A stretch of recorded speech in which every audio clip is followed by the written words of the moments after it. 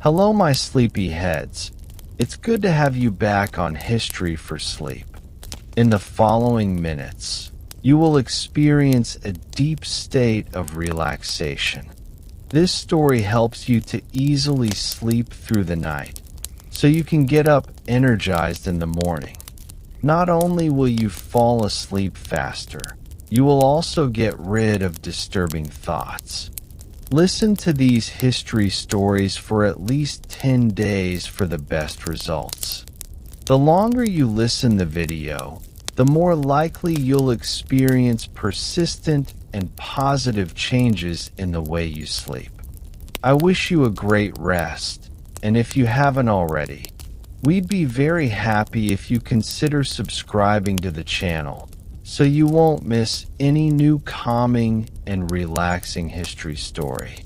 Tonight, we're going to slowly drift into the mysterious world of ancient Greece, a land of gods, heroes, and monsters.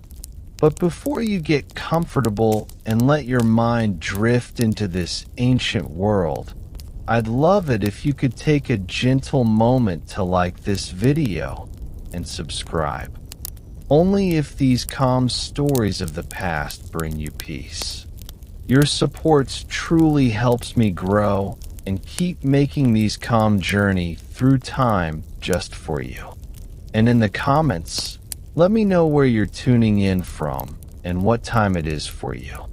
It's always so wonderful to see our little community listening together from all corners of the world, quietly sharing these stories across space and time.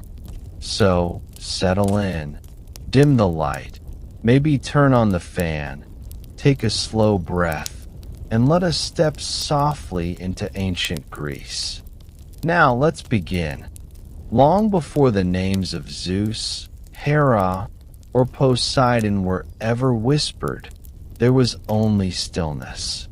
The Greeks imagined the beginning of all things not as a loud or fiery explosion, but as a quiet emptiness. They called this state chaos. It was not chaos in the way we think of today, not a storm of disorder, but rather a soft, formless gap, a space without edges, without light, without direction. Imagine lying in bed at night with your eyes closed, and even the shapes behind your eyelids seem to disappear, leaving you adrift in nothing at all. That was chaos, a gentle void, endless, without noise or boundaries, where time had not yet learned how to move forward. In this vast stillness, there was no sky, no ground, no sea. And yet, within this quiet blankness, something was waiting, patient, hidden, and ready. The Greeks believed that from this calm emptiness came the very first stirrings of life, faint and fragile, like the soft rustling of wind before a storm. It is in this serene hush that the story of the world begins, not with violence, but with the slow unfolding of creation itself. Out of this gentle void emerged the first figure, Gaia, the earth. She was not born from thunder, nor summoned by any hand, but arose naturally, as if the universe itself longed for a foundation. Gaia was both goddess and land, both mother and soil. She became the steady ground beneath all things, the firm presence upon which life could eventually walk and breathe. Her name carried weight, for to the Greeks, Gaia was not simply dirt or stone. She was life itself, vast and eternal. Imagine lying back and feeling the ground beneath you, solid, cool, and steady. That was Gaia, offering stability where there had been only emptiness. She carried within her the promise of mountains and valleys, fields and rivers, though at this beginning, these were but whispers of shapes yet to be. Gaia's presence was a comfort against the boundless void. She was the pulse that gave rhythm to the stillness, the embrace that turned nothing into something. To the sleepy mind, she is the quiet reassurance that even when all feels uncertain, there is always something solid to hold us, a foundation that does not drift away. Gaia, though vast and complete in herself, was not destined to remain alone. From her essence, she gave rise to Uranus, the sky. He stretched himself endlessly above her, a shimmering dome that arched across her surface, glittering with the seeds of stars. Uranus was not only the heavens, but a god in his own right, a partner to Gaia, her balance and complement. Together, earth and sky formed the first union, the first harmony in the cosmos. One could not be without the other. Gaia rooted and steady, Uranus infinite and far-reaching. When night fell, it was said Uranus would wrap Gaia in a cloak of stars, resting upon her in an eternal embrace. Their bond was more than love. It was necessity, for in their meeting, the stage of existence was set. The Greeks saw in their union the natural rhythm of the world. The earth beneath our feet and the sky overhead joined together in quiet partnership. To imagine this is to picture yourself lying on soft ground, gazing upward at the endless heavens, feeling both held and enveloped, a gentle reminder that earth and sky are always companions, eternal and unbroken. From Gaia and Uranus, the first generation of divine beings would be born. They were not like humans, nor even like the later Olympian gods, but vast, elemental presences, titans, cyclopes, and giants who carried the raw power of creation in their forms. Yet in these earliest days, there was no quarrel, no rivalry. The children of earth and sky were simply expressions of their union, beings of immense strength and potential.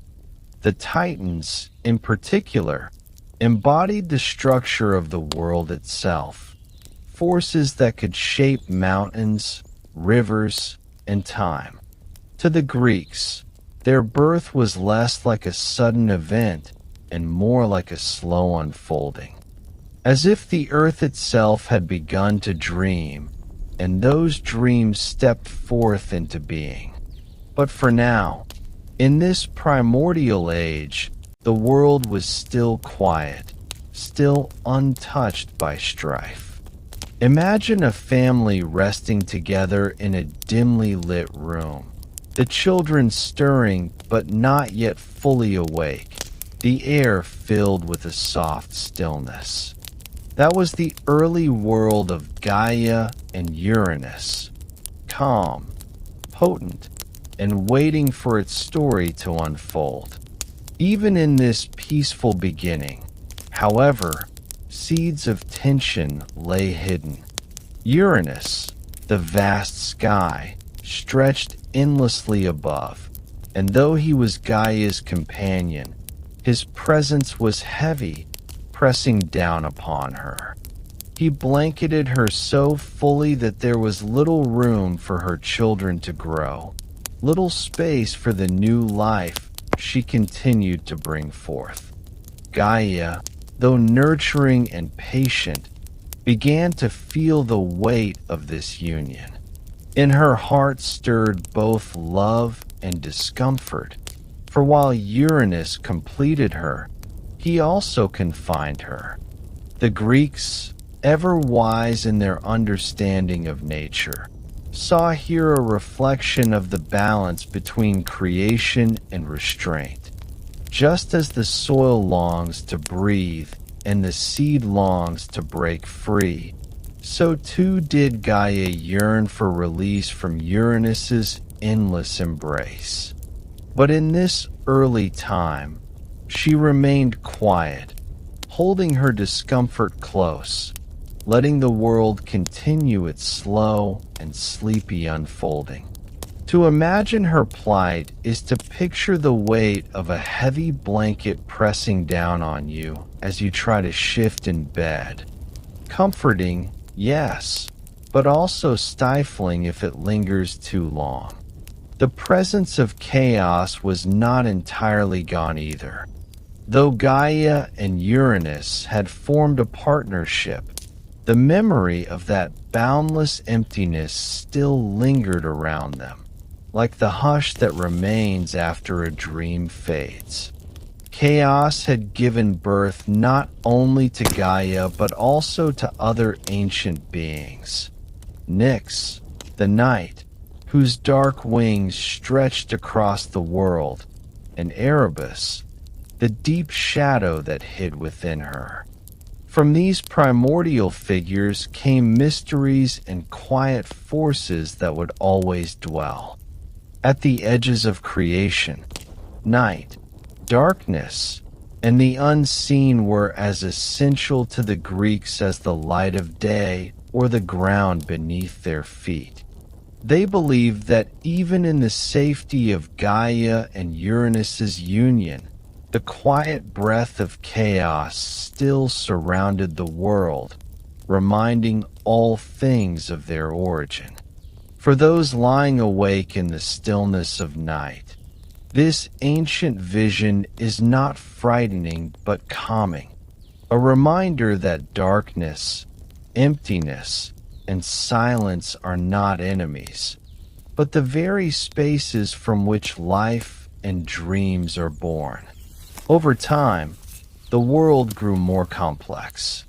The embrace of earth and sky brought forth rivers that whispered across valleys, mountains that reached toward the heavens, and seas that glimmered with promise.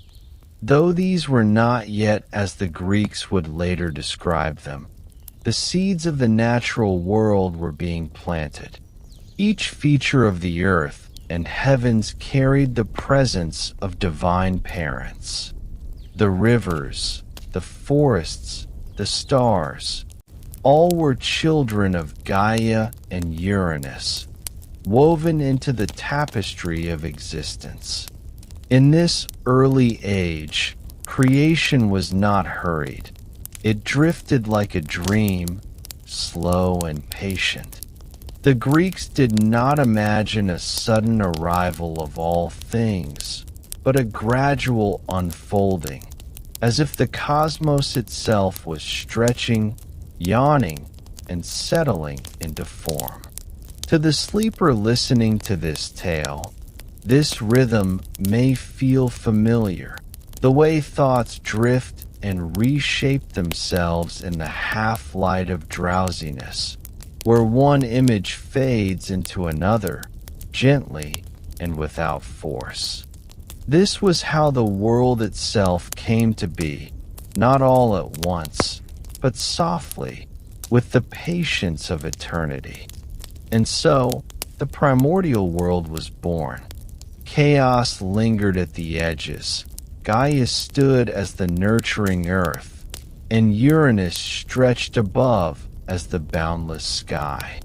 Between them, the first children stirred, waiting for their destinies to awaken. This was a world not yet defined by struggle, not yet scarred by rivalry, but held in a delicate balance. It was a quiet prologue, a cosmic lullaby, a time when existence itself was learning how to breathe. The Greeks, who told these stories around fires and under starry skies, must have felt comfort in imagining such beginnings, that before war, before storms, before gods and men, there was peace, stability, and the embrace of earth and sky. For us, lying here now, this ancient vision still carries its calm. It is a reminder that every story begins not with noise, but with silence, not with conflict, but with stillness. As the world once rested in the gentle balance of Gaia and Uranus, so too can we rest, letting the ancient rhythm carry us into the soft darkness of sleep. As the world slowly awakened, the children of Gaia and Uranus grew in number and strength.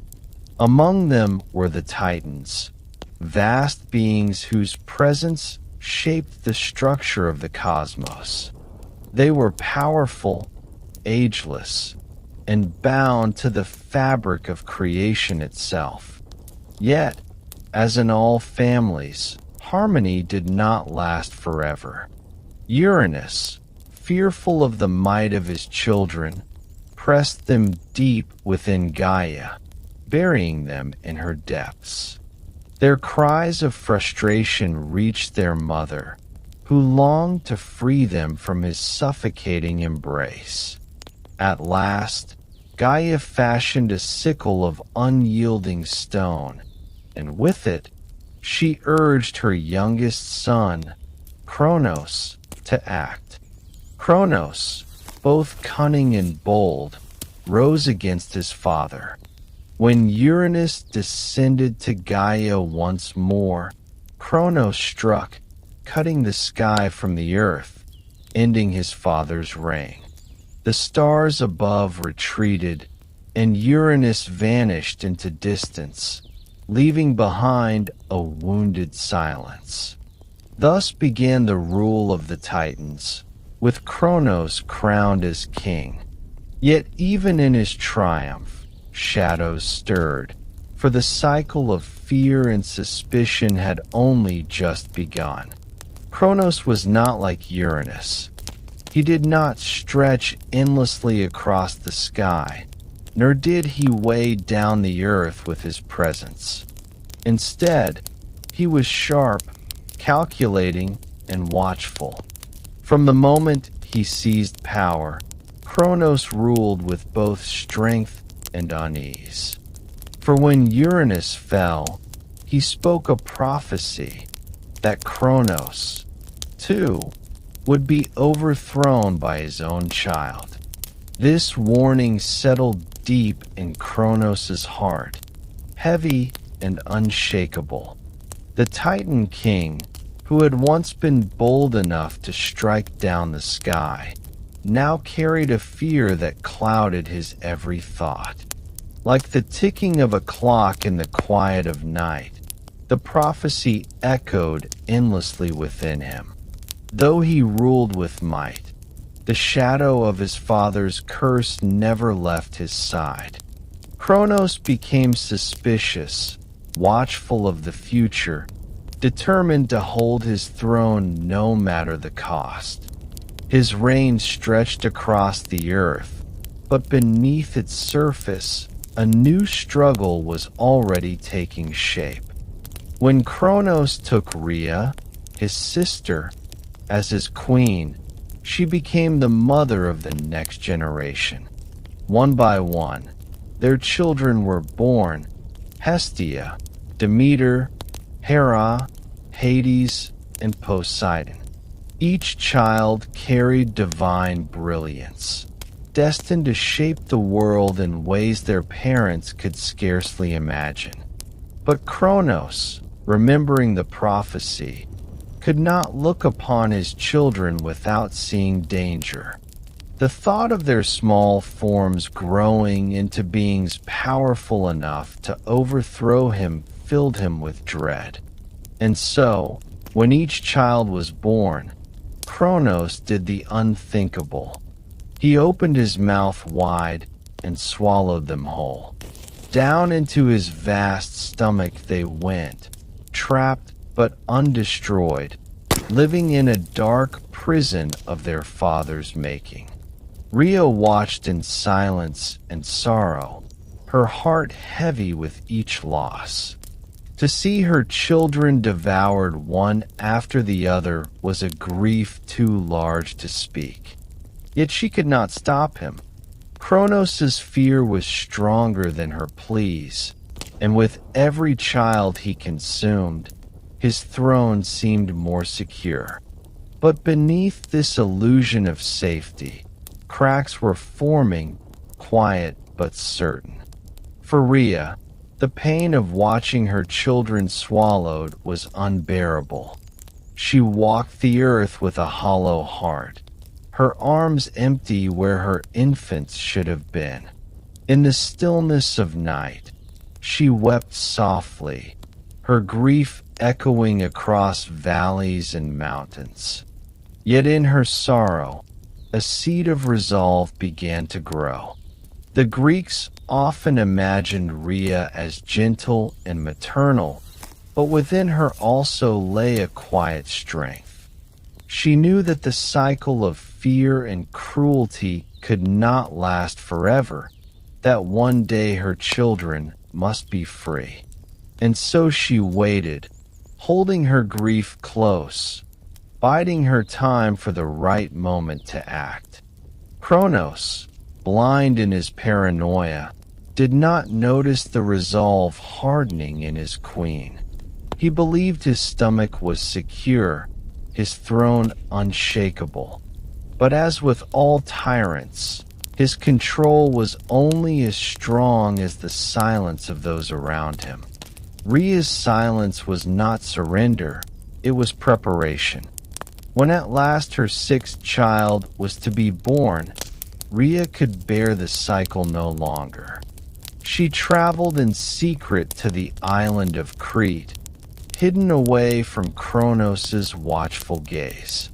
There, in a quiet cave nestled among the mountains, she brought forth her son, Zeus. The child's cries filled the hidden chamber, soft and new, unlike the silence of his devoured siblings. Rhea, filled with both love and fear, knew she could not allow this child to suffer the same fate. She swaddled him carefully, her hands trembling with both tenderness and desperation. Then, with the help of Gaia, she devised a plan. When Kronos demanded the newborn, Rhea placed in his arms not her son, but a stone wrapped in cloth. So consumed by fear, so blinded by his determination, Kronos swallowed the stone without question, believing his sixth child safely imprisoned within. Meanwhile, the true infant, Zeus, lay hidden far from his father's gaze, cradled by the nymphs of Crete, guarded by the echoing clang of shields and drums that drowned out his cries. On Crete, the young Zeus was raised in secret, nourished by milk from the goat Amalthea, sheltered within the quiet mountains. The Curetes, armored dancers, clashed their weapons together in rhythmic beats, masking his cries from Kronos' ears. Each sound of clashing bronze was both a lullaby and a shield, keeping the child safe as he grew. In this hidden childhood, Zeus learned strength, nurtured not by fear but by love, patience, and protection. Rhea, though far from him, carried hope in her heart, knowing that this child was different. The prophecy that had haunted Kronos had not been avoided, it had only been delayed. While the Titan king sat heavy on his throne, confident in his hollow victory, the future was already unfolding in secret. Like a seed sprouting beneath the soil, unseen yet unstoppable, Zeus grew day by day, destined to bring change not only to his father's reign, but to the very shape of the world itself. Meanwhile, within Kronos' belly, the swallowed children waited. Though trapped in darkness, they lived, suspended in silence, their divine essence keeping them whole. Imagine the stillness of being wrapped in endless night, neither awake nor asleep, but simply waiting. This was the fate of Hestia, Demeter, Hera, Hades, and Poseidon, gods unborn to the world, yet alive within their father. Their existence was a quiet echo of the future, their voices unheard, but their presence undeniable. It was as if time itself held its breath, pausing until the moment they could be freed. To the Greeks, this image was both tragic and inevitable, that within the heart of tyranny lies the seed of its downfall, waiting patiently until the moment of release. Kronos believed himself victorious, but in truth, his children were never gone. They were simply waiting for the one who could set them free. Thus, the age of the Titans carried on, an uneasy reign marked by suspicion and silence. Kronos sat upon his throne, the sky and earth divided, his children hidden away. Yet far to the south, in a cave on Crete, Zeus grew stronger with each passing year. The prophecy that had haunted Kronos' dreams lingered closer with every heartbeat, though he did not know it. In this quiet balance, the world rested, poised between the age of the Titans and the dawn of the Olympians. The Greeks, telling this story by firelight, must have felt the weight of this silence, the slow build before change, the patience before awakening. Just as sleep carries us gently toward dreams, so too did the story of Zeus carry the world toward its next great turning. And though Kronos still ruled, the shape of destiny was shifting, soft but certain, like the first light of morning creeping across a darkened sky. Far away from Kronos' throne, on the rugged island of Crete, the story of salvation quietly unfolded. Here, hidden among the mountains and forests, the infant Zeus took his first breaths of life. Rhea, exhausted but resolute, had placed her newborn in the care of loyal protectors, determined that he would escape the fate of his devoured siblings. The cave where he was hidden was dark and cool, the stone walls echoing faintly with the sounds of the outside world, yet within it lay a hush of safety.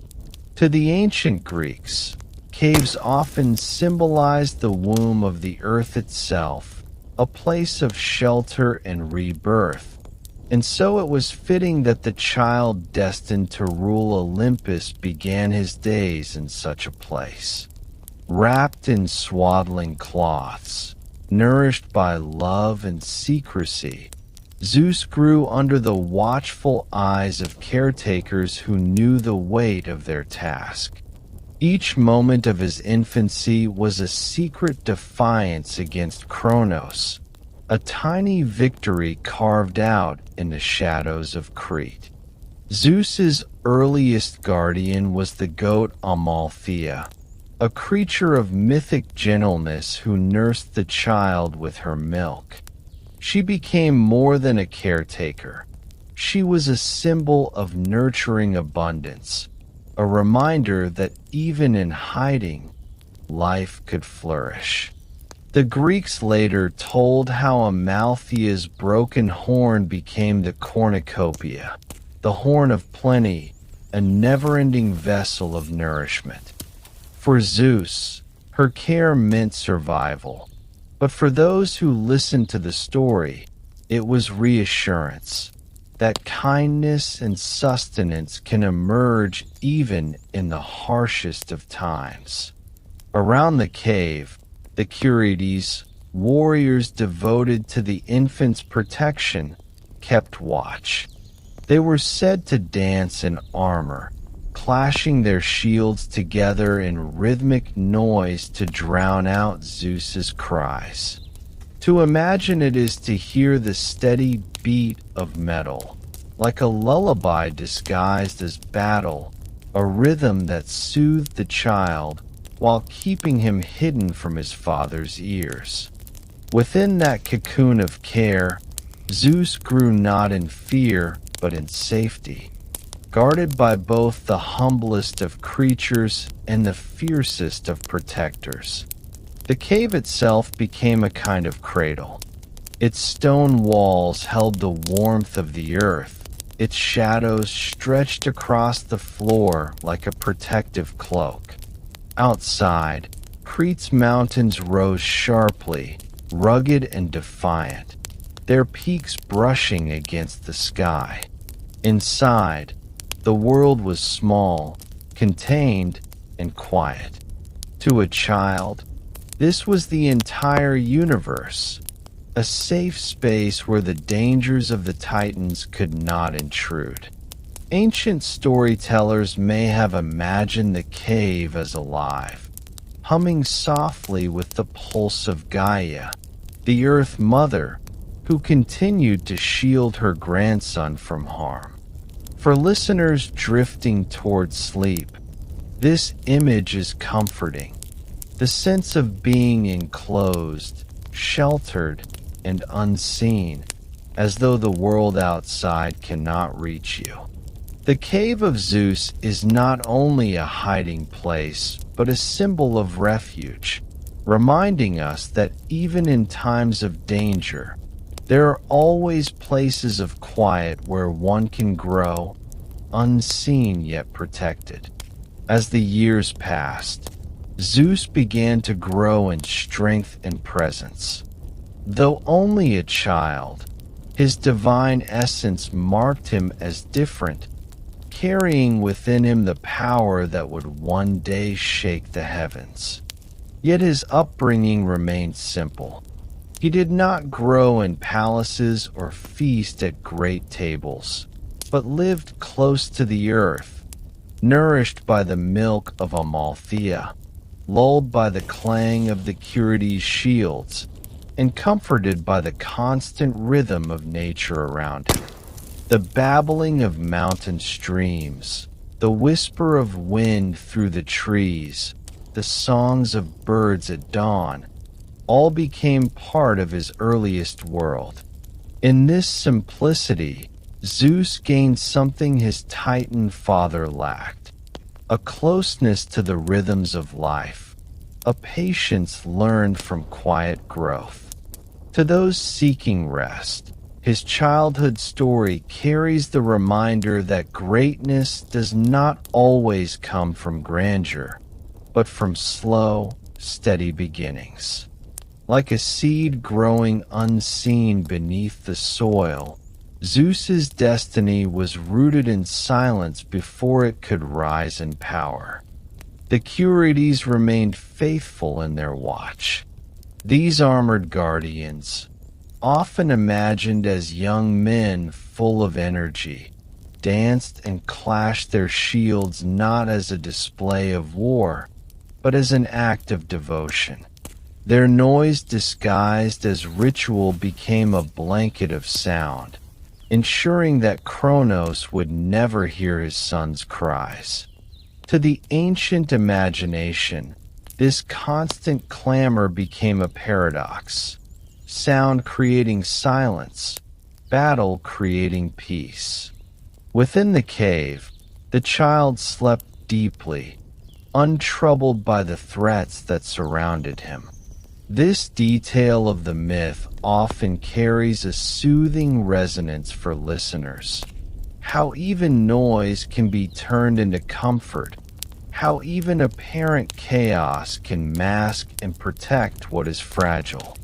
Just as lullabies and whispered stories soften the night for restless minds, the clashing shields of the Curides soften the danger for the hidden child. Their ceaseless dedication became the rhythm of his infancy, a steady pattern like a heartbeat, carrying him gently through his early years. Rhea, though distant, never forgot her son. She would return in secret, glimpsing him when she could, her heart torn between sorrow for her lost children and hope for the one she had saved. To her, Zeus represented both grief and promise. Each time she looked upon him, she saw the fate of her other children, swallowed and trapped, but she also saw the spark of defiance that might one day free them. For a mother, such duality is heavy, and yet Rhea bore it quietly, holding fast to her resolve. She could not undo the past, but she could nurture the future. In this sense, Rhea became a figure of endurance, a reminder that strength often lies in patience and sacrifice. For those drifting into sleep, her image is one of quiet resilience, a mother's hope carried like a soft flame through the darkness, waiting for the moment it could light the world once more. In time, Zeus grew into a youth, no longer the helpless infant hidden away, but a figure with strength in his limbs and determination in his eyes. The mountains of Crete had become his home, shaping his endurance and teaching him resilience. He learned to move with the wildness of nature, to trust the guardians who surrounded him, and to respect the hidden silence that had preserved him. His destiny, though still secret, began to press upon him, like a dream slowly clarifying upon waking. The Greeks imagined this hidden childhood as a time of preparation, when Zeus gathered not only strength, but wisdom born of hardship. Unlike his father, who ruled through fear, Zeus would learn to rule through both power and cunning. Each day in the cave brought him closer to the moment when he would step into the open world, ready to face the prophecy that haunted his family. But for now, he remained in safety, his time not yet come, his presence still cloaked in secrecy. And so, the boy who would become king of the gods grew quietly in the shadows of Crete. Hidden from the eyes of Kronos, nurtured by Amalthea, guarded by the Curides, and remembered by his mother, Zeus's earliest years were marked not by grandeur, but by protection, patience, and secrecy. His story reminds us that even the most powerful destinies begin humbly, in silence and obscurity, away from the noise of the world. For those listening tonight, it is a tale of comfort, that greatness need not rush, that safety can be found in small places, and that even in the midst of danger, there are caves of calm where growth can take root. The child of prophecy was still just a boy, but the rhythm of destiny was beating softly around him, preparing him for the day when he would rise. For now, though, in the quiet embrace of Crete, he simply rested, as the world waited for him to awaken into his fate. As Zeus grew into his strength, Hidden no longer in the mountains of Crete, the world began to tremble with the promise of change. The rule of Kronos, built on fear and silence, had endured for ages, yet the seeds of rebellion were already sown. Zeus, having escaped his father's hunger, knew that he alone could not end the reign of the Titans. He would need allies, brothers and sisters still trapped within the dark belly of Kronos. With cunning and patience, he tricked his father into consuming a potion that forced him to vomit them back into the light. Out tumbled Hestia, Demeter, Hera, Hades, and Poseidon, full grown, their divine power intact, and grateful to the brother who had freed them.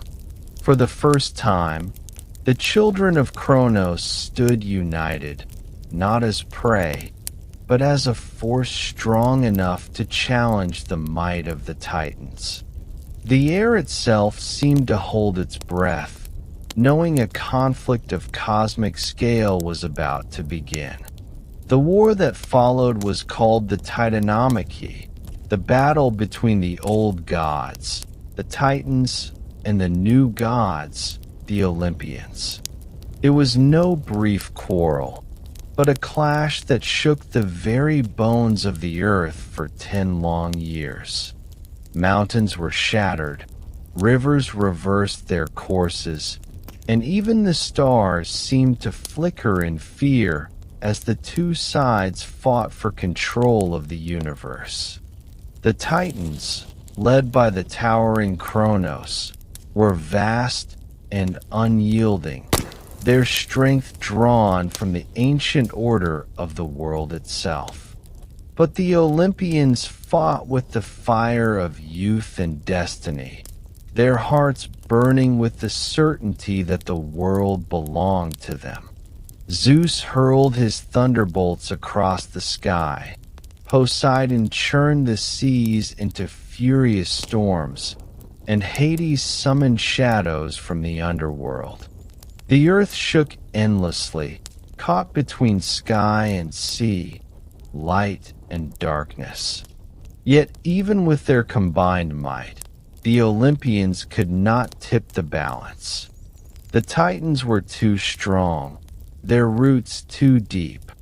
The war dragged on, neither side gaining victory, until Gaia, the great mother of all, whispered counsel to her grandson Zeus. She spoke of the Cyclopes, the one-eyed giants, and the Hecatonchyres, the hundred-handed ones, imprisoned deep within Tartarus by Uranus long ago. Their power was unmatched, but they had been locked away, forgotten by most. If Zeus could free them, Gaia promised, they would turn the tide of battle. Trusting her wisdom, Zeus descended into the darkest pits of the underworld, braving chains and shadows to break the bonds of these ancient beings. The Cyclopes, grateful for their release, forged for him the thunderbolt, a weapon of pure lightning, sharp and unstoppable. For Poseidon, they crafted the mighty trident, and for Hades, a helm of invisibility. With these gifts, the Olympians became not just gods, but rulers destined to command the forces of the cosmos itself. Armed with their new strength and allies, the Olympians returned to battle with fury renewed. Zeus hurled his thunderbolts, splitting mountains and scorching the heavens. Poseidon's trident tore the seas open, drowning the armies of the Titans, while Hades' helm cloaked him in shadow, striking unseen among his foes. The Hecatonchyres, with their 100 arms, rained down boulders like a storm of mountains, crushing titan after titan beneath their impossible strength. Slowly, the tide began to turn. Kronos, once unshakable, now faltered under the relentless power of his children and their allies.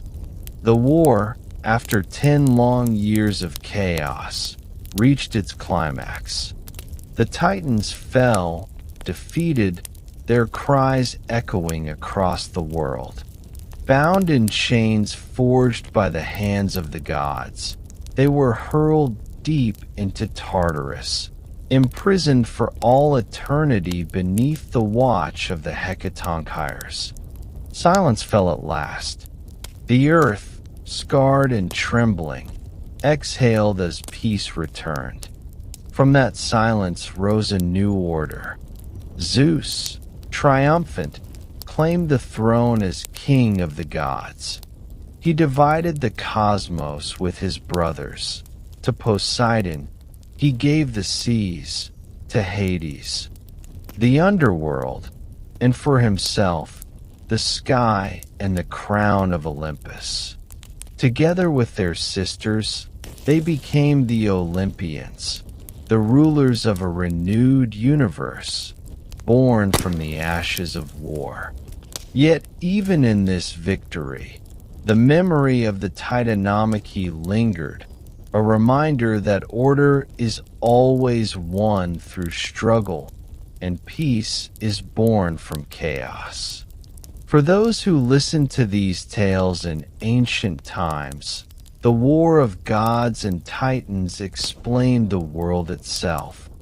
The storm in the skies, the restless seas, the silent depths of the earth. But for us tonight, it is simply a story of thunder fading into quiet, of struggle giving way to rest. And in that stillness, as Zeus takes his throne on Olympus, we too can let go, sinking gently into the calm that follows the storm. Though the Olympians stood victorious, the aftermath of the Titanomachy was not gentle.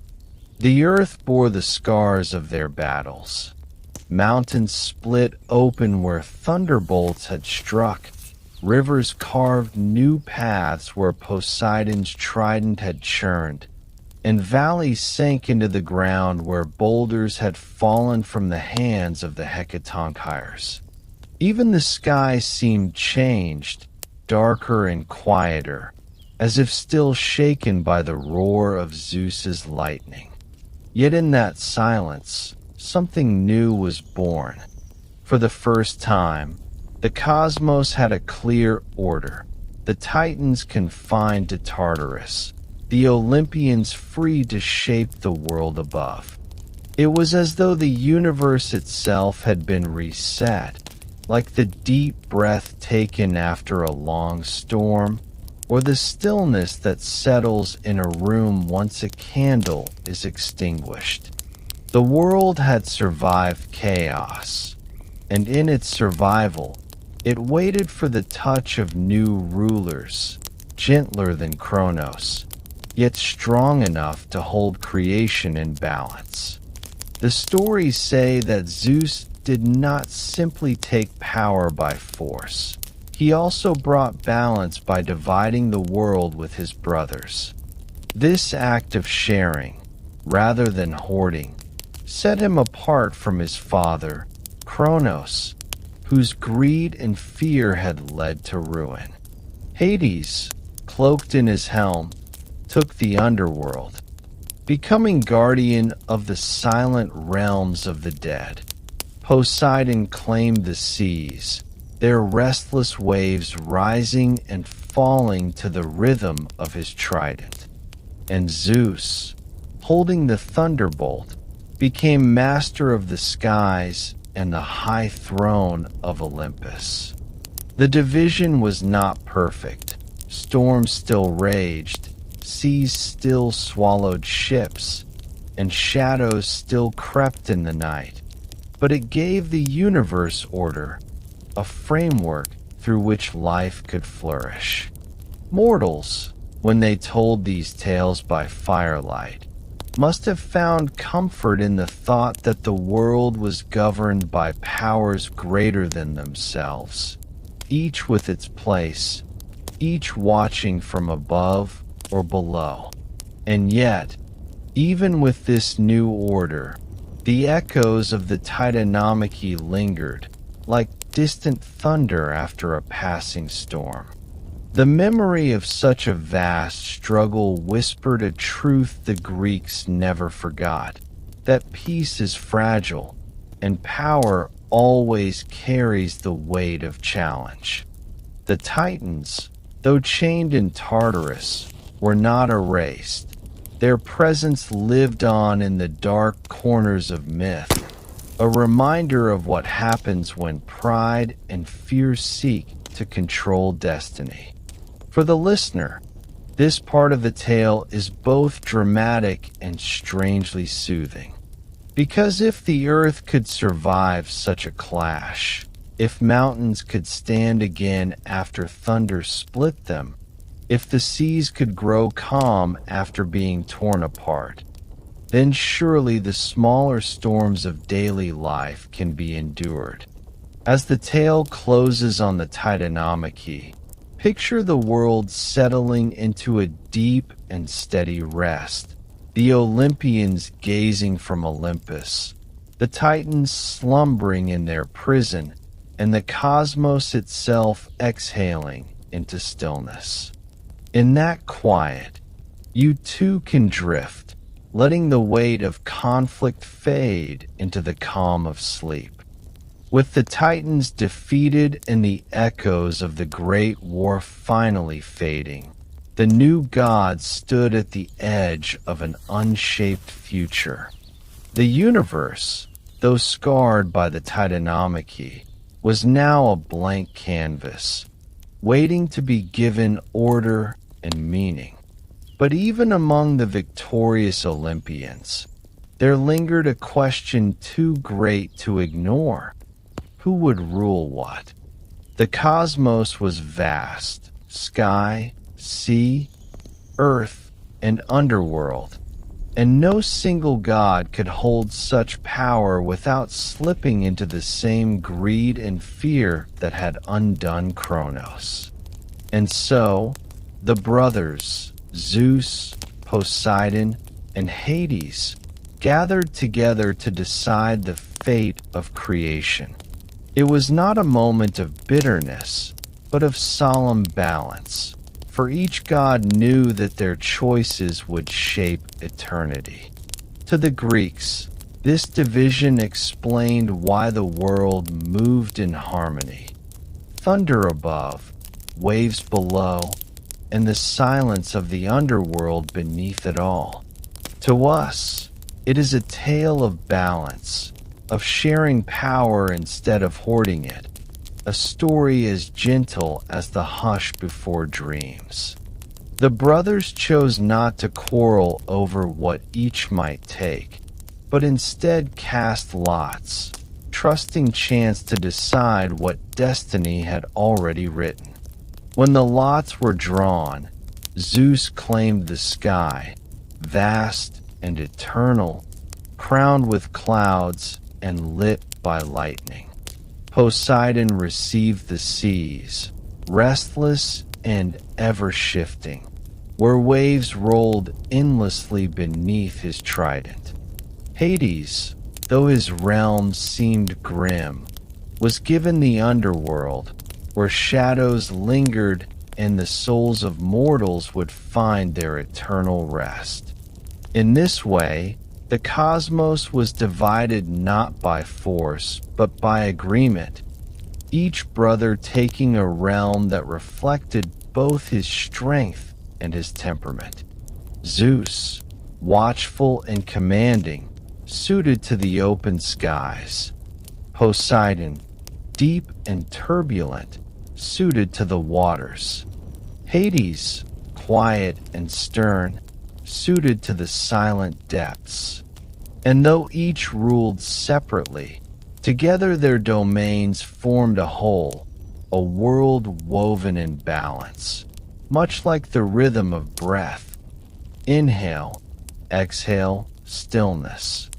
To the mortals who told and retold these myths, this division explained the mysteries of the natural world. A storm across the horizon was Zeus hurling his thunderbolts.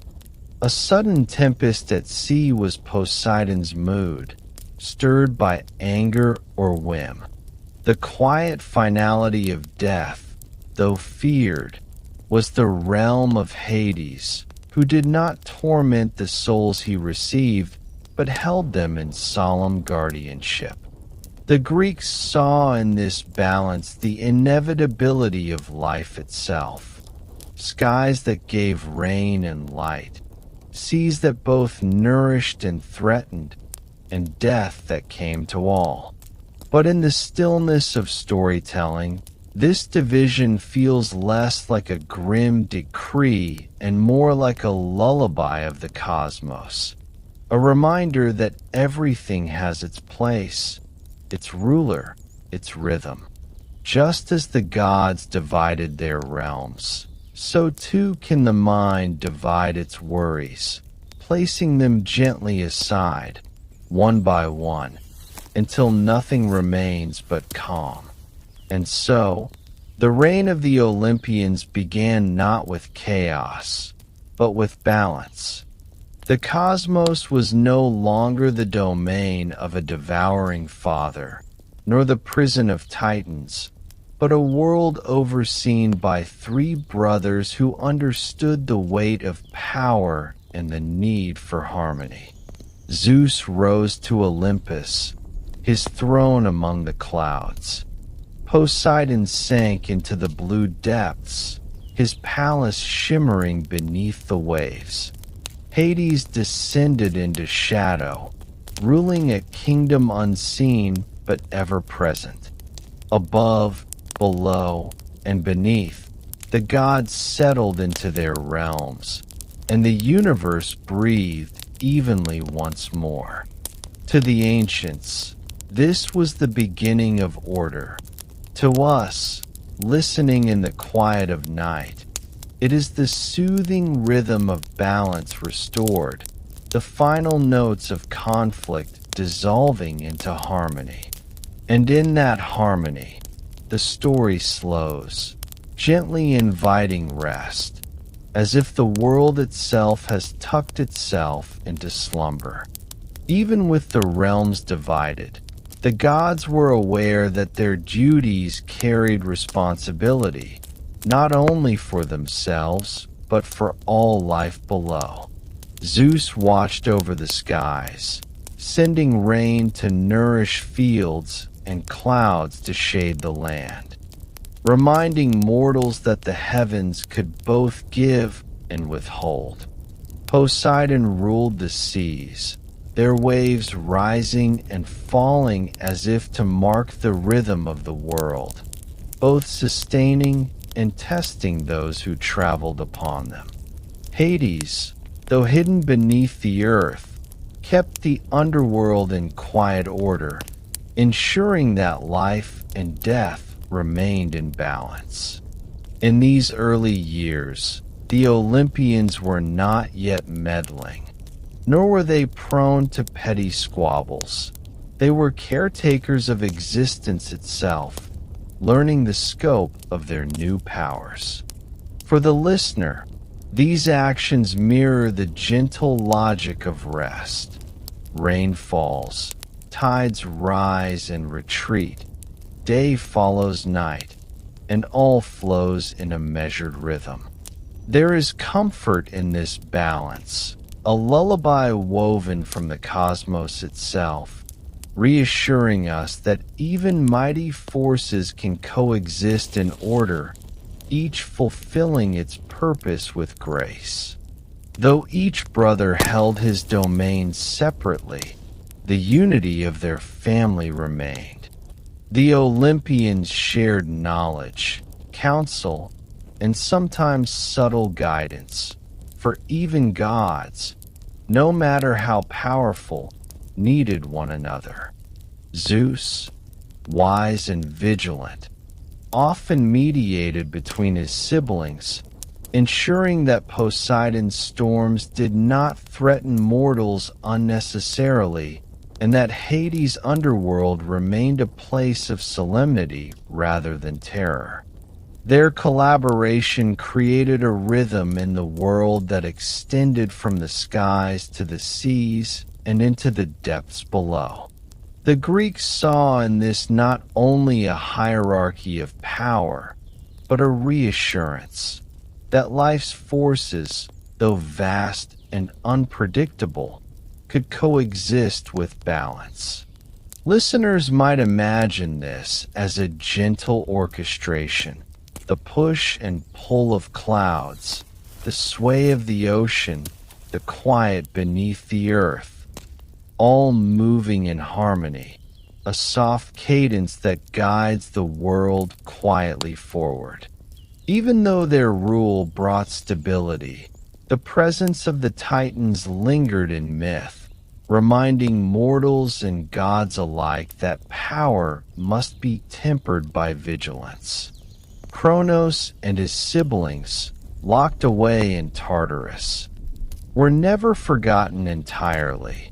Their story was a shadow that reminded Zeus, Poseidon, and Hades of the consequences of pride and fear. The Olympians' vigilance created not a world without challenge, but a world where strength was balanced by wisdom, and where the cycles of nature and life were respected. The myths conveyed a calm, enduring truth. The cosmos moves with patience and order, even when danger once threatened to undo it. As the tale unfolds, listeners can feel themselves carried along in the slow rhythm of the universe, like waves lapping at the shore or clouds drifting across a moonlit sky, safe beneath the gaze of the gods.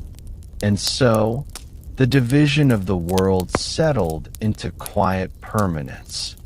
Zeus on Olympus, Poseidon in the seas, and Hades in the underworld each claimed their place, creating a cosmic balance that would endure for generations. The natural order became a lullaby, a soft reassurance that even immense power could coexist without chaos, and that every force, sky, sea, shadow, had its rhythm. For those lying awake, drifting toward sleep, this story serves as gentle comfort. The universe, vast and untamed, is guided by hands both strong and steady. With the Olympians watching over the cosmos, the world became a place of quiet patterns and measured cycles, a world where life, death, storms, and calm could exist together. As the echoes of this ancient division fade, listeners are left with a sense of serenity, cradled by the mythic order of Zeus, Poseidon, and Hades, drifting slowly into dreams. Even after the Olympians had claimed their realms, the world was not entirely at peace.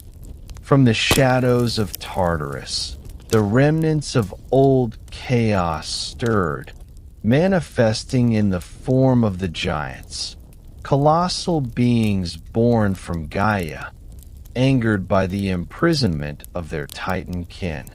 These giants, with strength unmatched and size beyond mortal comprehension, rose from the earth with a fury that shook mountains and split rivers.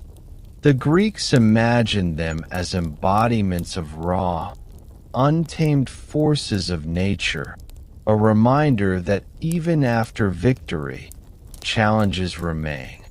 For Zeus and the Olympians, the arrival of the giants was a new trial, one that would test their unity, strength, and wisdom. The world itself seemed to hold its breath, waiting for the clash of heaven and earth, a silent drumbeat that would echo through valleys and across seas. For the listener lying in the dark, this story is both thrilling and soothing, a gentle tension that carries the mind forward like waves brushing softly against the shore, preparing for the calm resolution that follows the storm. The giants did not rise quietly. They thundered across the plains and mountains, each step cracking the earth beneath them. Their eyes burned with rage, their hands clenched with the promise of destruction, and their voices carried a deep, resonant roar that seemed to shake the very skies. To mortals who told these stories, the Gigantomachy explained the sudden earthquakes, landslides, and storms that could appear without warning. But for the Olympians, it was more than a natural disturbance. It was a personal challenge, a reminder that the struggle between order and chaos is never-ending. Zeus, standing tall on Olympus, watched the approaching giants with a steady calm. His thunderbolt rested in his hand, a symbol of both power and restraint. Beside him, Poseidon's trident glimmered in the light, and Hades' shadowy helm seemed to draw the giants' attention toward the underworld, where darkness awaited. Each god understood that the battle would demand coordination and courage, but also strategy.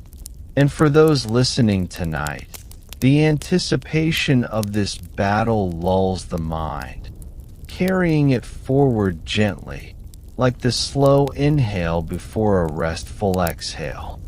As the giants advanced, the Olympians summoned allies from the far reaches of the cosmos. The Hecatonchires, with their 100 hands, returned from their guardianship of Tartarus, raining down stones and boulders upon the advancing titanic foes. The Cyclopes forged new weapons, crafting thunderbolts sharper than before, tridents imbued with the power of the seas, and armor that shimmered with divine light. Even Athena and Apollo joined, bringing wisdom and precision to counter the raw force of the giants. The battlefield stretched across mountains, forests, and rivers, yet despite its vastness, the Olympians moved as one, calm, deliberate, and synchronized. For listeners, imagining this scene is like watching a slow, majestic dance where every movement is purposeful and every clash of power carries a quiet rhythm, drawing the mind deeper into a state of calm focus. The narrative itself becomes a lullaby of strength tempered by patience, showing that even in the heart of chaos, measured action brings harmony. The battle raged for years, though in mythic time, years might pass in the blink of an eye, or stretch like the slow drift of clouds across the sky. Giants hurled massive rocks, uprooted trees, and sought to reach Olympus itself. Zeus responded with carefully aimed thunderbolts, each strike illuminating the heavens with soft flashes of light rather than blinding explosions. Poseidon's trident churned rivers into walls of water, redirecting the path of destruction with the steady flow of tides. Hades, ever the quiet observer, guided shadows to hide weaknesses and protect vulnerable positions. Though the scale was vast, the story was not of panic or chaos, but of deliberate, calm resistance. an orchestra of power measured and harmonious. For anyone listening in the dark, the description evokes a sense of slow inevitability, like watching a storm at a distance, feeling its energy without being caught in it, letting the rhythm of narrative carry the mind gently toward rest. Even as the battle unfolded, the giants' rage gradually met the steady strength of the Olympians. The clash was intense yet measured, like tectonic plates sliding against one another beneath the earth. Gaia, watching from the shadows, whispered guidance to her children in fury, but the Olympians anticipated each move. Artemis, with quiet precision, guided arrows to the giants' weak points, while Hermes delivered messages and strategies across the battlefield. The Olympians' coordination transformed the chaos into a pattern, demonstrating that even overwhelming force could be subdued through unity and calm deliberation. For the listener, the story subtly mirrors the inner workings of the mind, how turbulence can be tempered by clarity, and how even immense challenges can be faced with patience and quiet strength. It is a narrative that gently reassures that conflict, no matter how enormous, eventually gives way to order and rest. As the giants fell one by one, the earth gradually quieted. Their immense bodies, though destructive, were no longer threats to Olympus or the mortal world.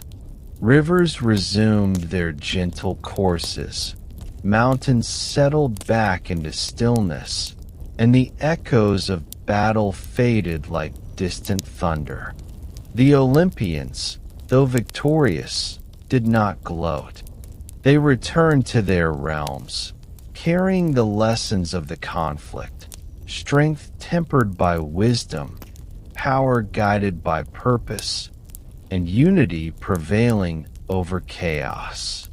For those listening in the night, this part of the story offers a gentle sense of closure, a way to exhale after tension, letting the mind drift in the calm aftermath of narrative storms.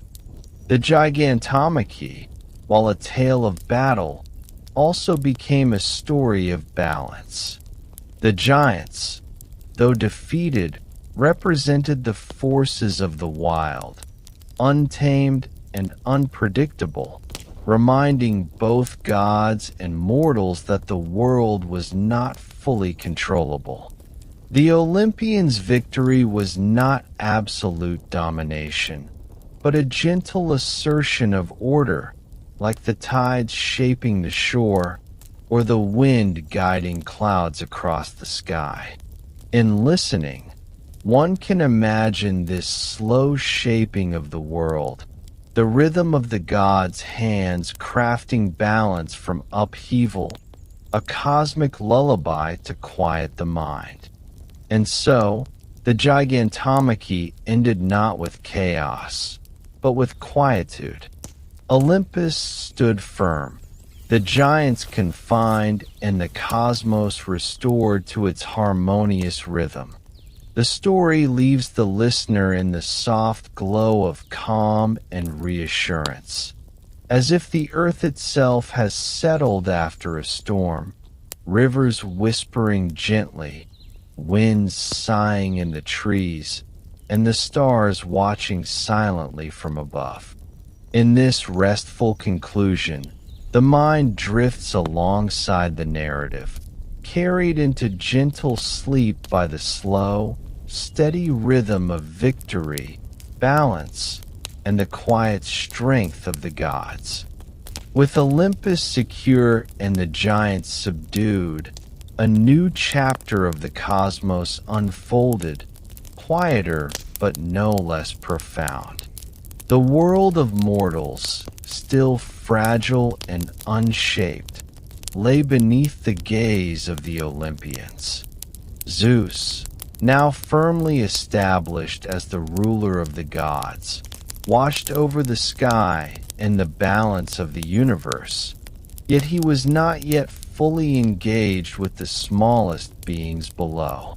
Mortals lived in simple lives, guided by the rhythms of nature, their homes warmed by the sun, their nights lit by the moon and stars. But they lacked a certain spark, a warmth, a cleverness, a tool to shape the world around them. Into this quiet moment stepped Prometheus, a titan with wisdom and foresight, who had quietly observed both the struggles of gods and the simplicity of mankind. His mind teemed with ideas and a gentle concern, for he saw that the humans, though resilient, could be stronger, more inventive, more capable of thriving in the vastness of the earth. Prometheus, whose name means forethought, approached the problem carefully. He understood that the gift he intended to give would carry both light and risk, and that Zeus's watchful eye would never allow such a thing without challenge. Fire, in the ancient tales, was not merely warmth or light. It was knowledge, craft, and the ability to transform life itself. To give this gift was to empower humans, to lift them from vulnerability and helplessness, but also to risk angering the king of the gods. Prometheus considered this quietly, weighing the consequences, imagining the flicker of flames in the hands of mortals, the smoke curling from their first hearths, the warmth that would allow them to cook food, forge tools, and illuminate the darkness. It was a vision of gentle progress, a slow transformation, as if the world itself could breathe more easily once fire was introduced. And so, in secret, Prometheus took fire from the very hearth of Olympus, concealing it from the eyes of Zeus. He carried it down to earth, hidden in a hollow stalk or perhaps in a tiny ember, depending on the story told. He presented it to humans quietly, like a whispered secret meant to survive in the dark. Mortals, amazed and humbled by the gift, learned to kindle flames, to build hearths, and to craft warmth that could chase away both cold and fear. This act, though small in the scale of gods and giants, reshaped the rhythm of human life. Nights became warmer, meals more nourishing, and creativity slowly sparked in minds that once only feared the wilds. Prometheus's gift was quiet yet profound, a soft pulse of civilization beginning beneath the stars. When Zeus discovered this act, he was both angered and intrigued. The king of the gods, whose authority rested on order and control, saw the gift of fire as a challenge, a bending of the natural hierarchy. Yet, even in his wrath, there was a quiet acknowledgement of foresight and intelligence. Prometheus had acted not out of defiance alone, but out of care, a subtle reminder that power could be exercised with responsibility and thoughtfulness. For mortals listening to the myth, this moment serves as reassurance. Even in the face of immense authority, quiet courage, wisdom, and careful action can bring about lasting change.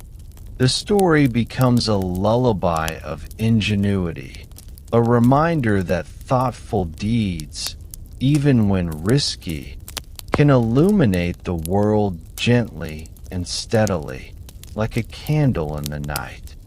Zeus's punishment of Prometheus, though severe in the myth, was measured in its storytelling, serving as a soft reminder of balance and consequence rather than mere cruelty.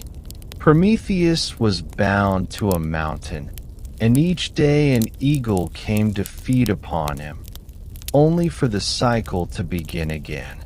This eternal repetition mirrors the quiet persistence of life itself, the cycles of night and day, the steady turning of seasons, the rhythm of inhalation and exhalation.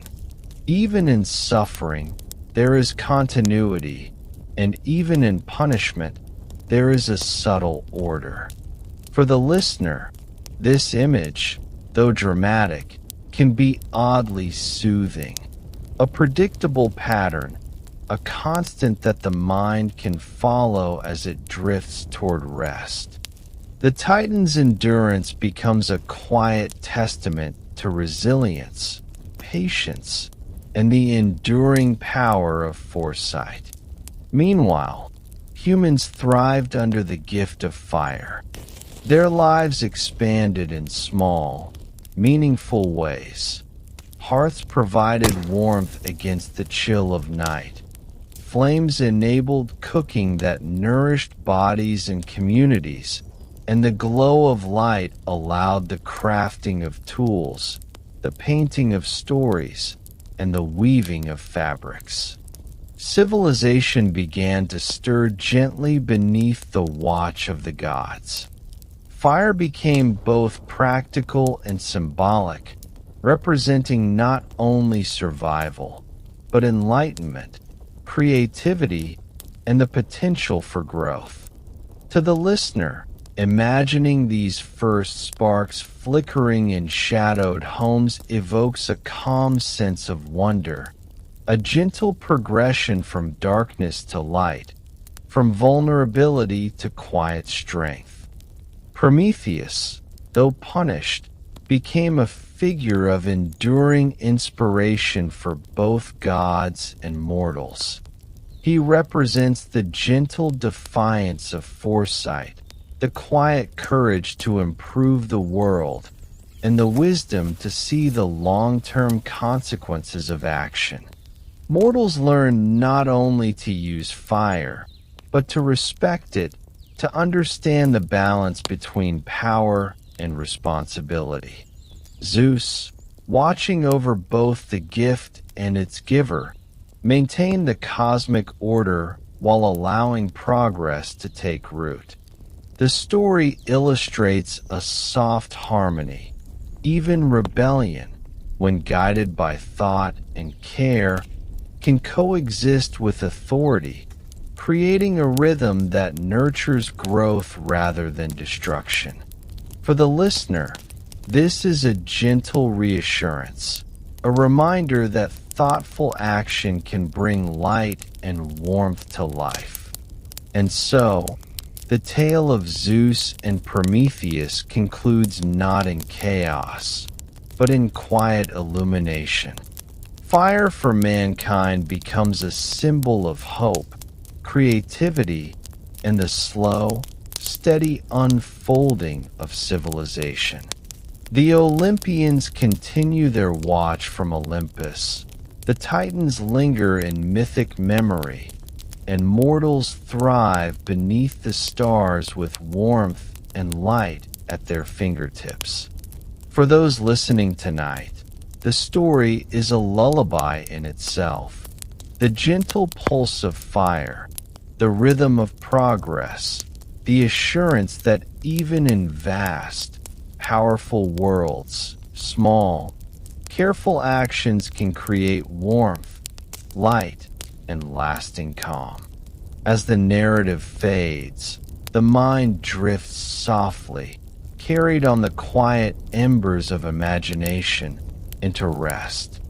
With the fire of Prometheus now quietly warming the hands and hearts of mortals, Olympus itself began to settle into a rhythm of order and governance. Zeus, firmly established as king of the gods, observed the vast reaches of sky, sea, and earth, ensuring that each element moved in harmony. Poseidon's seas flowed in steady tides. Hades' underworld held its solemn charge, and the earth beneath remained balanced, fertile yet contained. Olympus became not just a home for the gods, but a center of quiet authority, where power was exercised thoughtfully and measuredly.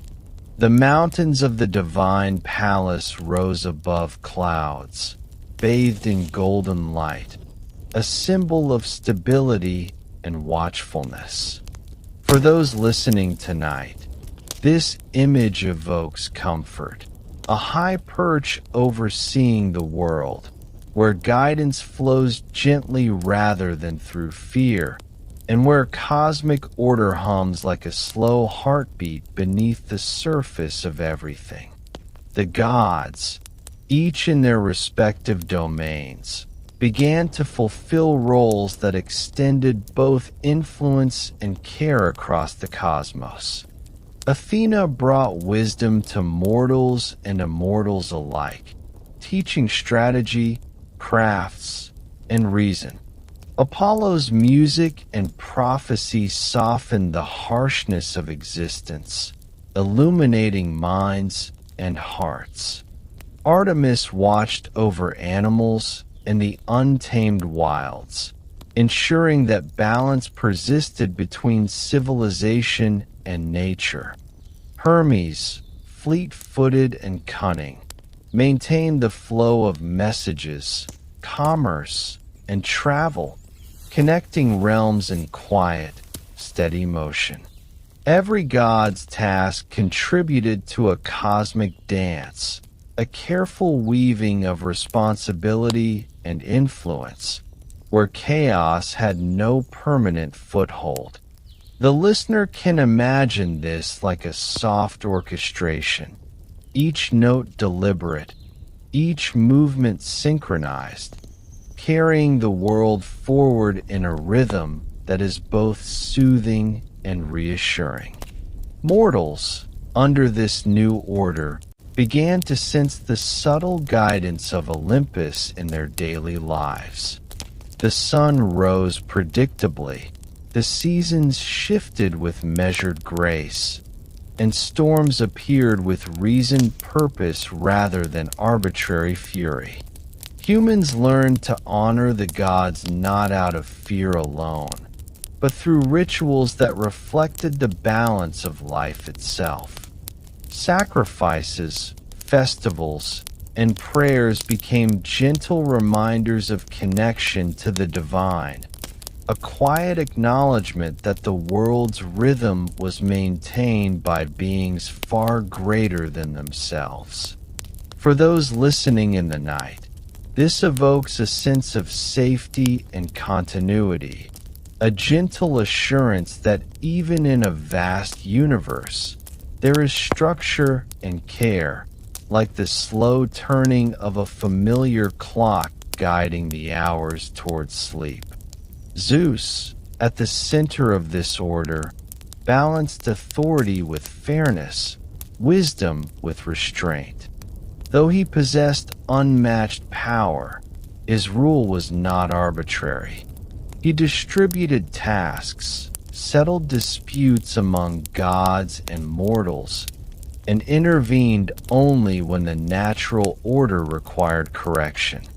In this way, Olympus became a place not of caprice, but of steady governance, a realm where rules and guidance coexisted with creativity and growth.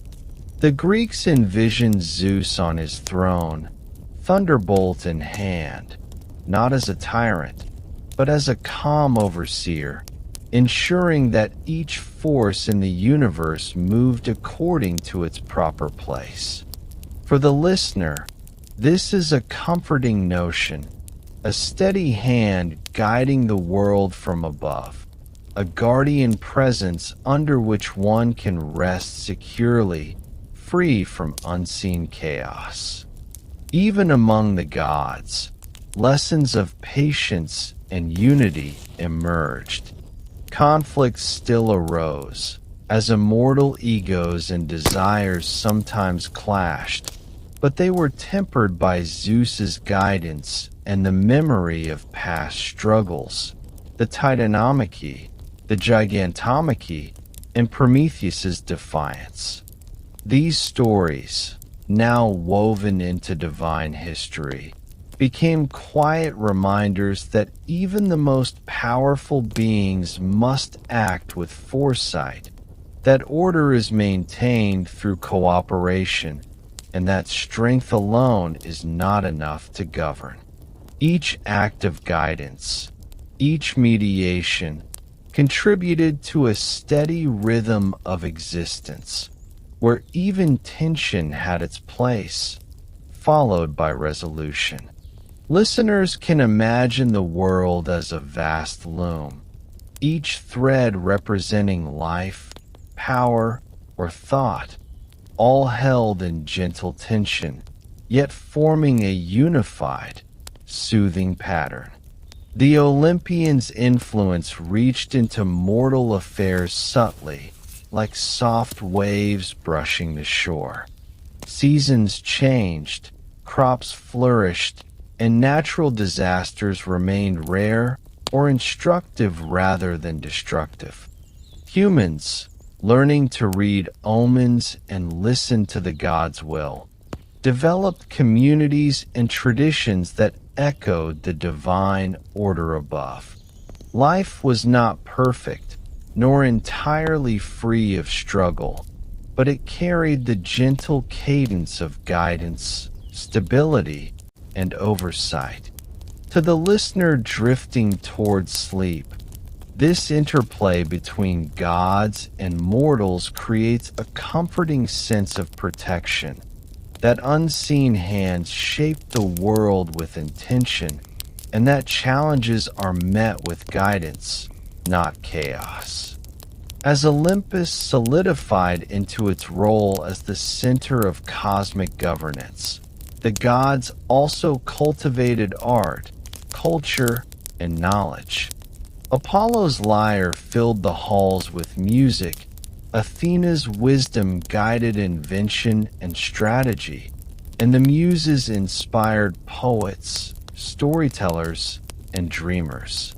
Even in quiet moments, when thunder slept and the seas lay calm, the gods' presence was felt as a subtle energy, a gentle shaping of minds and hearts. The world became a place where growth, beauty, and understanding could coexist with power and authority. For the listener, this evokes a soft reassurance that intelligence and creativity can flourish alongside structure, and that the universe itself has a rhythm that encourages both rest and inspiration. And so, the rule of Olympus became a lasting emblem of order, balance, and gentle authority. The gods, each in their place, maintained the harmony of sky, sea, earth, and underworld, guiding mortals and each other with foresight and care. Zeus's throne remained steady, not through fear alone, but through wisdom, patience, and the measured exercise of power. For those listening in the quiet of night, the story of Olympus' order offers a profound comfort. The cosmos is not random or chaotic, but held in calm, watchful hands. Life flows in rhythm. Challenges are met with guidance, and the mind can drift into rest, cradled by the quiet harmony of the gods' enduring reign. Even with order firmly established on Olympus, the world beneath continued to pulse with life, desire, and quiet intrigue. Zeus, king of the gods, did not only govern with authority, he also moved through the threads of love and attraction, weaving connections between gods and mortals alike. His presence was felt not only in the skies above, but in the subtle stirrings of hearts, the gentle longing of humans, and the quiet sway of the divine. The Greeks spoke of Zeus's many loves, both immortal and mortal, not as stories of recklessness, but as reflections of connection, passion, and the mingling of fate and choice. For the listener tonight, these tales are not of chaos or mischief, but of gentle entanglements, of hearts meeting across worlds, and of the subtle power of attraction that ripples quietly through life, much like the ebb of tides or the drift of clouds in a calm sky. Among the gods, Zeus's affections often blossomed in the quiet halls of Olympus, where goddesses and immortals moved with grace and wisdom. Hera, his sister and queen, embodied both the majesty and the tension of divine companionship, while others like Demeter and Athena experienced subtle intersections of rivalry, respect, and fleeting tenderness. In these interactions, Zeus's passions were tempered by diplomacy and strategy, and though drama occasionally arose, the stories reveal the delicate balance between desire and duty. To the listener, this evokes the idea of gentle complexities, emotions that are profound yet measured, interactions that ripple softly without breaking the harmony of the cosmos, like a breeze that stirs leaves without uprooting the tree. Zeus's connections with mortals, however, were a more subtle dance, a quiet bridge between divine and human worlds. Myths speak of kings, heroes, and even humble villagers touched by his presence, often in dreams or visions, guiding their choices or inspiring acts of courage. These stories illustrate the delicate influence of Olympus in mortal life, how power, affection, and attention could shape destinies gently rather than through brute force. For the listener, this creates a sense of reassurance, a soft comfort in imagining that even unseen forces may guide life in tender, supportive ways. Each myth becomes a gentle reminder that influence need not be loud or violent to be meaningful. It can arrive like a whisper or a flicker of insight, quietly illuminating the path. One famous example is the story of Leda and the swan, where Zeus assumes the form of a bird to approach a mortal queen. Though the story is grand and dramatic in myth, its underlying current is one of transformation, subtle persuasion, and the crossing of worlds. In this, listeners can imagine the soft blending of realms, divine and human, sky and earth, power and gentleness, all entwined in a calm, deliberate narrative. Myths like these are less about mischief than about the natural ebb of attraction and the mysterious ways the world guides those willing to notice. They suggest that even mighty power can act with subtlety, that the greatest forces sometimes operate like shadows and whispers, shaping life quietly, almost imperceptibly. Zeus's mortal loves often led to extraordinary offspring, heroes whose deeds would ripple through history and legend. Perseus, Heracles, and Helen of Troy, among others, carried both divine spark and mortal limitation, reminding the world of the delicate interplay between gods and humans. These children became bridges between realms, bearing gifts, wisdom, and occasionally burdens that reshaped civilizations. For listeners, the narrative is calming, a gentle reminder that influence travels subtly, leaving its mark across generations, like ripples moving through still water. Even in mythic drama, there is a rhythm to life, a sequence that unfolds patiently, guiding hearts, families, and nations quietly through time. The loves of Zeus also reflect the balance between desire and responsibility. While passions could spark conflict, jealousy, or sorrow, the myths ultimately illustrate lessons in restraint, foresight, and consequences. Mortals learned that divine attention, though flattering and transformative, required mindfulness, courage, and sometimes endurance. The gods, in turn, observed cause and effect, shaping mortal societies with wisdom rather than chaos.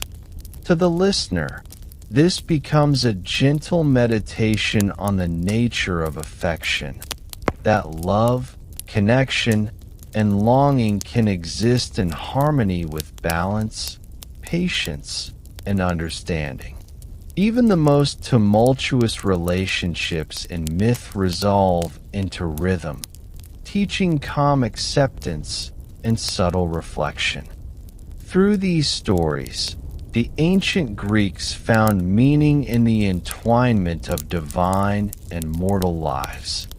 Zeus's affections, though often legendary in scale, serve as metaphors for the quiet influence of the cosmos, that life's desires, challenges, and inspirations flow from forces both seen and unseen. For the listener in the dark, these tales evoke a gentle reassurance that love and connection exist across boundaries, that power and tenderness can coexist, and that life, though vast and mysterious, moves in patterns of rhythm and care. The narrative itself becomes a lullaby, a slow weaving of hearts and fates, carrying the mind along with a soft, deliberate current toward rest. And so, the loves of Zeus, gods and mortals entwined, became part of the larger harmony of Olympus. Desire, attraction, and the quiet stirrings of affection blended seamlessly with the order of the cosmos, reinforcing rather than disrupting it. Olympus watched over the world, its ruler balancing justice, wisdom, and care, while mortals lived and dreamed under the influence of these gentle currents.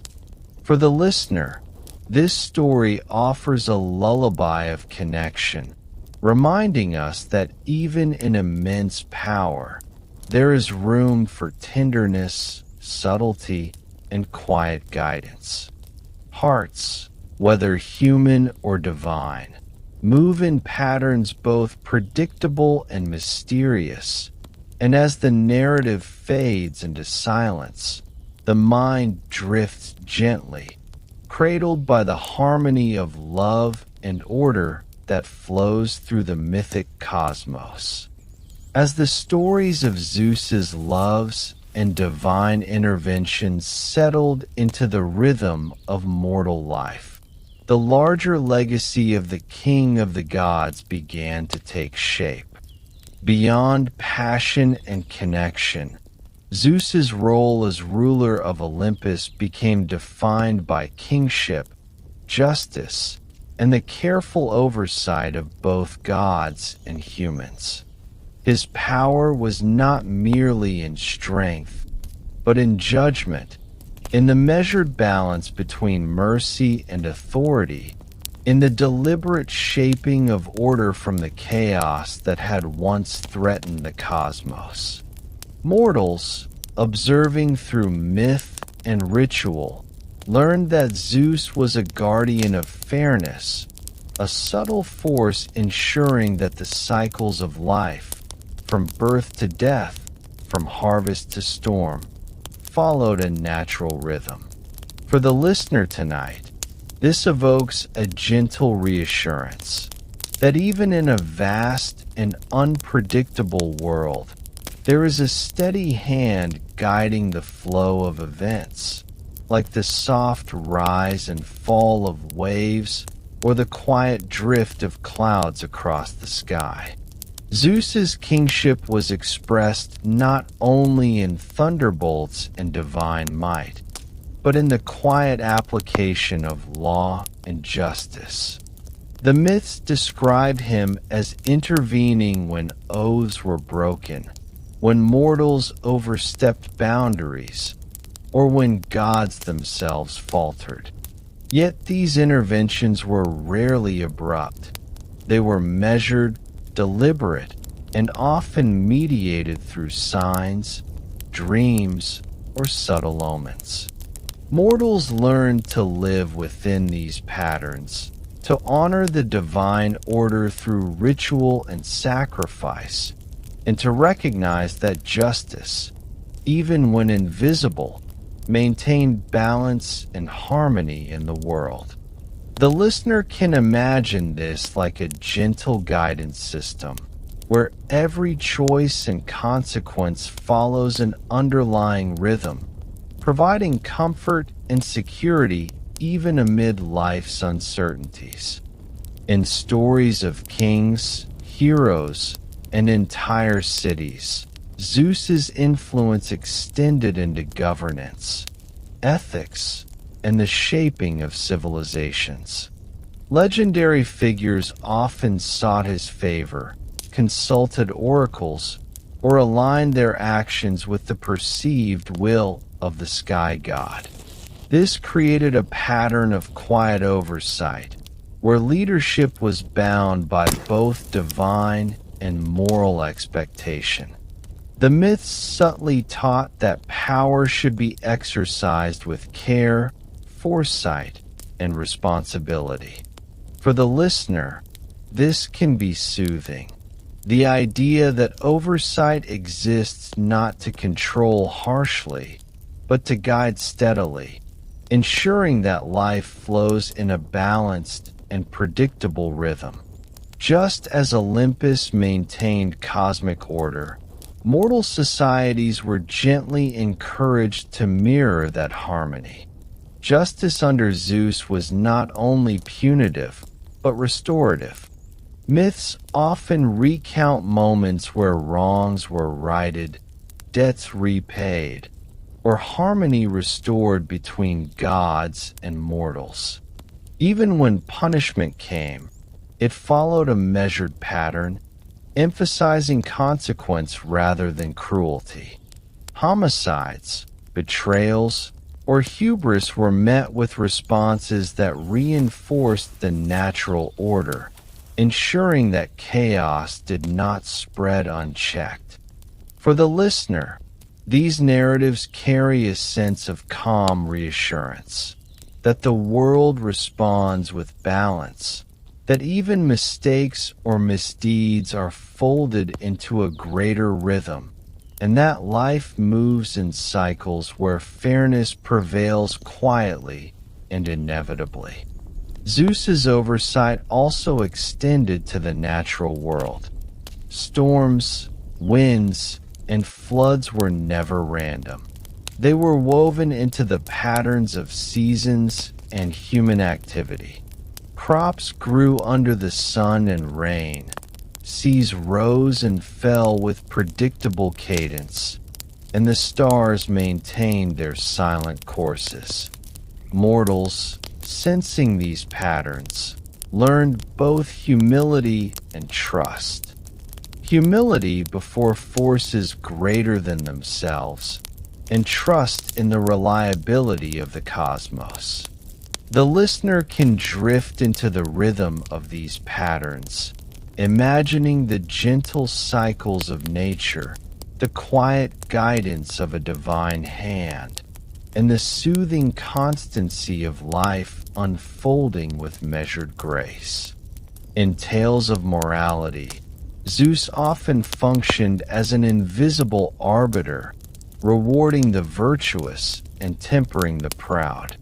Heroes like Heracles were guided, tested, and eventually blessed, demonstrating that courage, wisdom, and patience align with the natural and divine order. Mortals came to understand that their actions, though small in the vastness of the cosmos, contributed to the overall rhythm of life. This subtle moral guidance, delivered through myth and ritual, creates a sense of comfort for the listener. The knowledge that the world is neither random nor entirely harsh, but follows a consistent pattern where effort, care, and virtue quietly matter. The legacy of Zeus is not only preserved in myths, but in the rhythms of human life itself. Festivals, prayers, and offerings became ways to honor his authority and maintain alignment with cosmic balance. Even in sleep, the mind can feel the echoes of this order. The rising and setting of the sun, the predictable ebb of tides, the quiet succession of seasons. These stories, though ancient, carry an almost hypnotic rhythm, a lullaby of continuity, suggesting that even the vastness of existence is held together with care, foresight, and gentle authority. And so, the story of Zeus's legacy concludes with a calm, enduring harmony.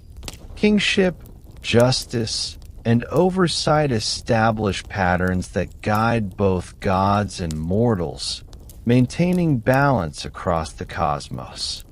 The listener is left with a profound sense of reassurance that life flows according to measured rhythms, that actions carry consequences woven into a greater design, and that even immense power can be exercised with wisdom, patience, and care. As the narrative drifts to its end, the mind follows, settling gently into rest, cradled by the quiet, watchful presence of Zeus, the eternal guardian of order and harmony. With Zeus firmly established as the king of Olympus, his legacy extended not only through justice and kingship, but also through his children, whose lives bridged the world of gods and mortals. These demigods and heroes carried a spark of the divine, their mortal blood intertwined with godly power, creating beings capable of extraordinary feats. From the fearless Heracles to the cunning Perseus, each child embodied the delicate balance between human limitation and divine potential. The Greeks imagined these offspring as living reminders of the gods' presence in the world, their stories unfolding across the land like gentle currents shaping rivers over time. For the listener lying in the quiet of night, these tales evoke a sense of wonder mixed with calm reassurance. The knowledge that even amidst ordinary life, there exists a spark of greatness, subtle and enduring, that guides and inspires without overwhelming the world. Each child of Zeus bore a unique role in the tapestry of myth and human experience. Perseus, who faced the Gorgon Medusa, demonstrated courage and cleverness, while Heracles' labors illustrated perseverance and strength tempered by morality. Helen of Troy, though mortal, carried beauty and consequence that rippled across generations. These stories were not simply tales of adventure. They were quiet lessons in balance, responsibility, and the blending of mortal and divine influence. For listeners, the rhythm of these narratives is soothing, like the slow turning of pages or the gentle rise and fall of a tide, illustrating how extraordinary potential can coexist with the ordinary, guiding the world in subtle, almost imperceptible ways. Demigods were also reminders of the intricate connections between gods and mortals. Their births often came from quiet, secretive unions or interventions, emphasizing that influence need not be loud to be profound. Zeus's children exemplified foresight, cunning, and bravery, yet they also carried human vulnerabilities, fears, and desires. This interplay between power and limitation provided a sense of balance and relatability. For the listener, these myths mirror life itself, that potential and responsibility, strength and care, coexist within each person, and that even great deeds can be carried out with gentle persistence rather than haste. The presence of Zeus's children also strengthened the bonds between Olympus and humanity. Mortals looked to these heroes as intermediaries, bridges connecting the tangible world to the divine. Their actions often guided communities, defended cities, or inspired innovation, subtly shaping civilization's course. This quiet influence, woven into mythic storytelling, conveys a soft reassurance that unseen forces, like the guidance of the gods or the rhythm of nature, support and direct life's unfolding in ways that are meaningful yet unobtrusive. Listeners can drift into sleep imagining these heroes walking through fields, forests, and cities, their presence felt but not imposing, a gentle reminder of the divine thread in human affairs. Even the ordinary mortals connected to Zeus's lineage felt echoes of his power and wisdom. Families and communities, tracing the influence of divine bloodlines, often found their fortunes guided or their challenges softened by subtle intervention. Festivals and rituals honored both the heroes and the gods, maintaining a rhythmic relationship between human effort and divine presence. For those listening in the quiet night, this interaction becomes a soothing pattern, a lullaby of continuity, showing that life is shaped by a blend of effort, inspiration, and gentle guidance from forces both seen and unseen. The stories of these children, though often filled with adventure or trials, carried an underlying rhythm that mirrored the cycles of life. Challenges, whether slaying monsters or overcoming personal weakness, resolved into balance and learning. Heroes returned home, sometimes changed, sometimes weary, yet their journeys always restored order and illuminated the world. For listeners, these cycles provide a sense of calm assurance that even trials have their place, that effort leads to growth, and that the passage from challenge to resolution can be imagined as the soft movement of night into dawn. Zeus's mortal influence extended further through the deeds of these demigods, subtly shaping human culture, ethics, and values.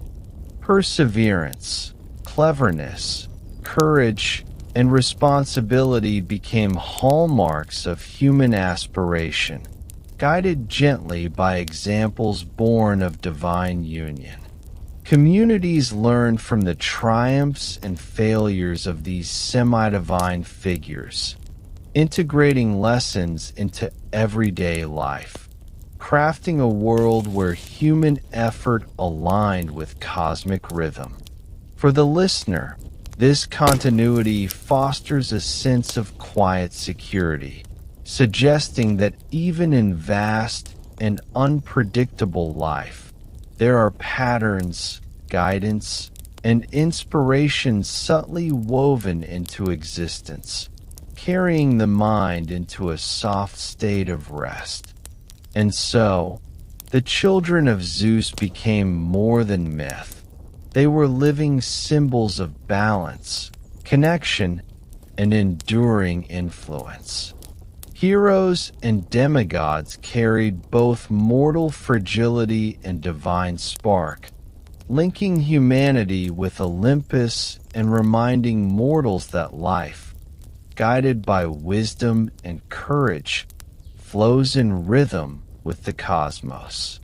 For the listener, these stories provide a gentle, hypnotic comfort that even amidst complexity, guidance, potential, and quiet influence exist, offering reassurance, hope, and the soft lull of myth guiding the mind into peaceful sleep.